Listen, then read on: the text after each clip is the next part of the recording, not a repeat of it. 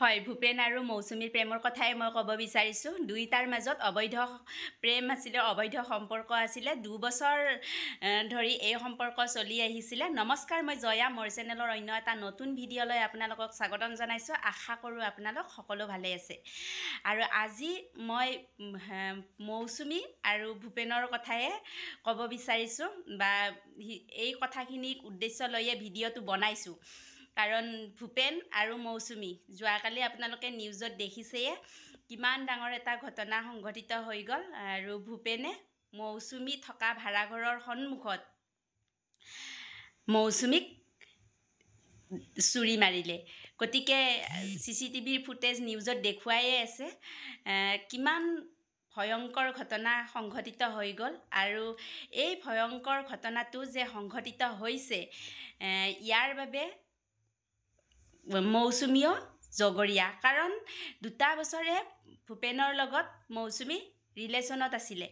2 বছৰে, অৰ্থাৎ মৌচুমী গুৱাহাটীলৈ আহিছিলে কিমান 2021 চনত, আৰু 21 চন, 22, 23, 24, আৰু 4টা বছৰৰ 2টা বছৰে ভূপেনৰ লগত ৰিলেশ্যনত আছে। আৰু ভূপেন হ'ল পেছাত এজন ড্ৰাইভাৰ। গতিকে এপাত তাল কেতিয়াও অকলে নাবাজে।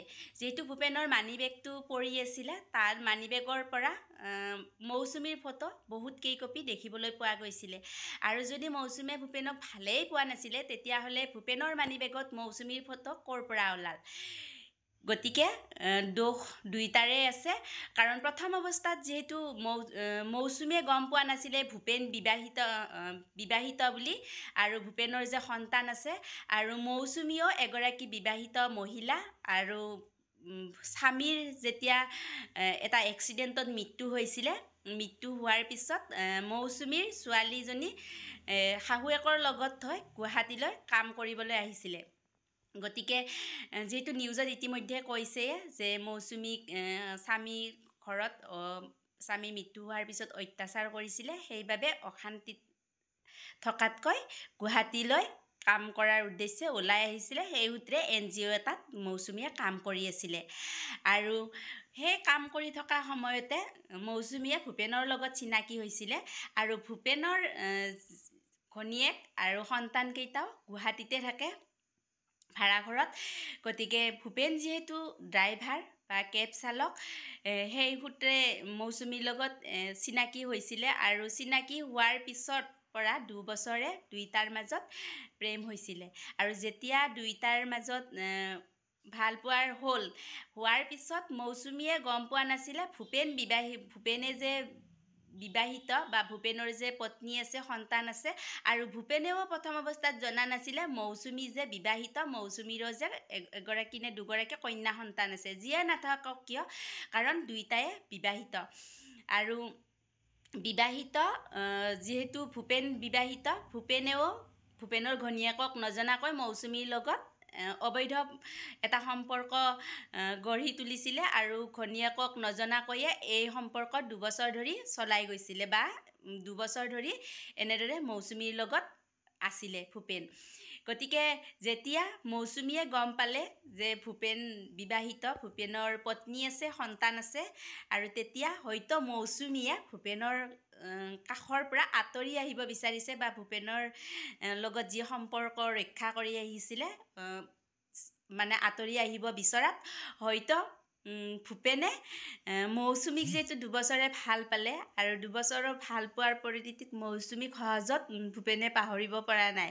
গতিকে আৰু মৌচুমী যিহেতু বিবাহিত বুলি গম পালে দুইটাকে, তেতিয়া মৌচুমীয়ে কি কৰিলে, যিহেতু ভূপেনৰ ওপৰত কেছ দিয়া বুলি কৈছে পাণবজাৰ আৰক্ষী থানাত। গতিকে সেই কথাটো ভূপেনে কিন্তু সহ্য কৰিব পৰা নাছিলে। যিহেতু 2 বছৰ ৰিলেশ্যনত আছে, আৰু এনেও যিহেতু দুইটাই আমাৰ কিছুমান মাইকী মানুহ থাকে এনেকুৱা যে এবাৰ বিয়া হৈছে, আৰু যিহেতু ছোৱালী এজনী আছে, ছোৱালীজনীৰ কথা নাভাবি আকৌ এবাৰ এটা ৰিলেশ্যনত কিয় আহিব লাগে? বহুত দিনৰ পৰা দেখি আহিছোঁ আপাৰৰ বহুত ছোৱালী গুৱাহাটীত আহি এনেদৰে মৃত্যু হৈছে।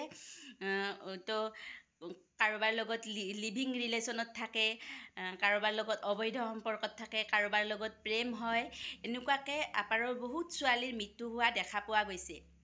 গতিকে ভূপেনো যিহেতু এজন বিবাহিত পুৰুষ, ভূপেনেও এইখিনি কথা জানিব লাগে, ভাবিব লাগে, যিহেতু সন্তান আছে, নিজৰ পত্নী আছে, পত্নী থকাৰ পিছতো আকৌ এটা ৰিলেশ্যনত কিয় যাব লাগে? এইবিলাক নীলাজ হয়, নীলাজ বুলিয়ে কৈছোঁ। কাৰণ যেতিয়া বিবাহ কৰাইছে, গতিকে সেইটো ৰিলেশ্যনত নাথাকি আকৌ এটা ৰিলেশ্যন কৰাৰ কোনো প্ৰয়োজন নাই। আৰু মৌচুমী যিহেতু এগৰাকী বিধৱা বা বিবাহিত মহিলা,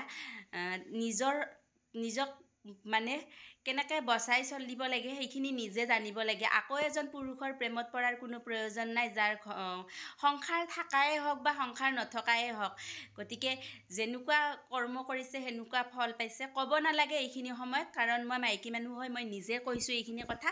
কাৰণ মৌচুমীয়ে ভূপেনৰ লগত সম্পৰ্ক ৰক্ষা কৰি আহিছিলে, আৰু হয়তো এমাহ দুমাহমানৰ পৰা ভূপেনৰ পৰা আঁতৰি থাকিব বিচাৰিছে, আৰু সেইটো ভূপেনে সহজত মানি ল'ব পৰা নাই।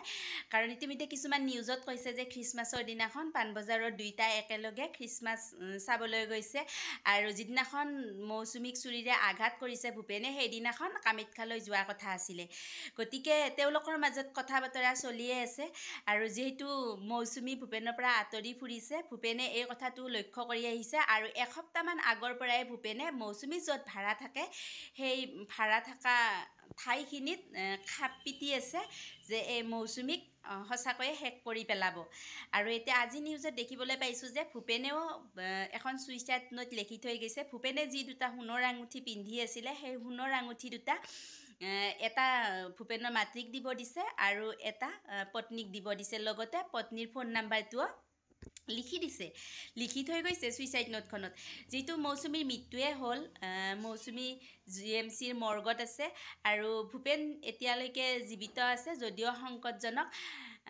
ভূপেনেও যদি জীয়াই থাকে তেতিয়াহ'লে তেওঁৰ যিকেইটা সন্তান আছে, সন্তানৰ আগত মুখ বা কেনেকৈ উলিয়াব? আচলতে সকলোবিলাক নীলাজে হয়, কাৰণ এখন সংসাৰ থকাৰ পিছত আকৌ এজনীৰ পিছত লাগি, আৰু এনেদৰে নিজৰ সংসাৰখনকো মানে নিজৰ পত্নী সন্তানক আচলতে বদনামৰ ভাগিয়ে কৰিছে, কাৰণ এই সমান নীলাজ হয়।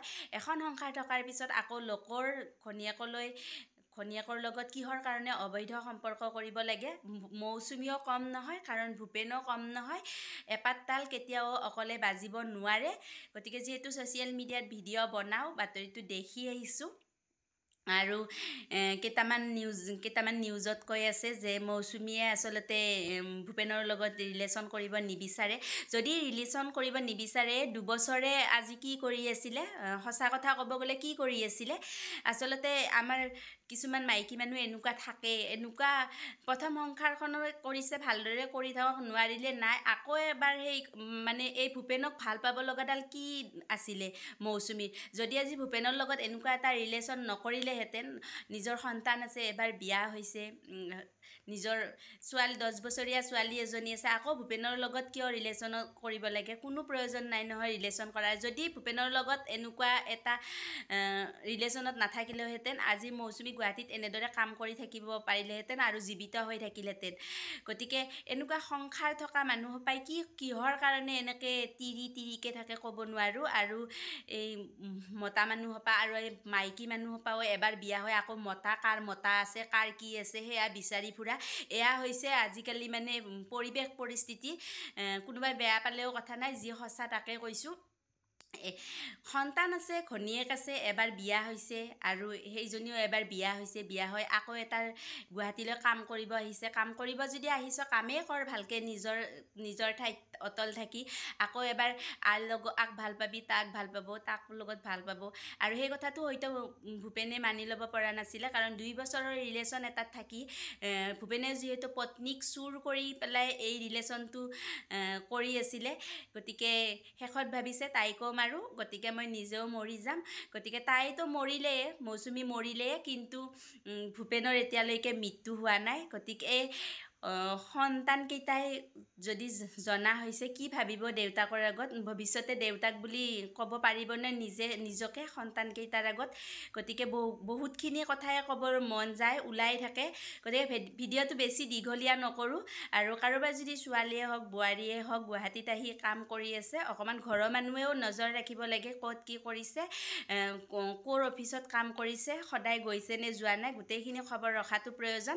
যিহেতু মৌচুমী দেউতাকক সংবাদ মাধ্যমৰ মানুহবিলাকে যেতিয়া সুধি আছে, মৌচুমী দেউতাক যে এনেকুৱা এটা লাগে নাই নিজৰ ছোৱালী এটাৰ মৃত্যু হৈ গৈছে। গতিকে দেউতাক হিচাপে মৌচুমী ক'ত কি কৰিছে সেইখিনি খবৰ ৰখাটো দেউতাকৰো দায়িত্ব আছিলে।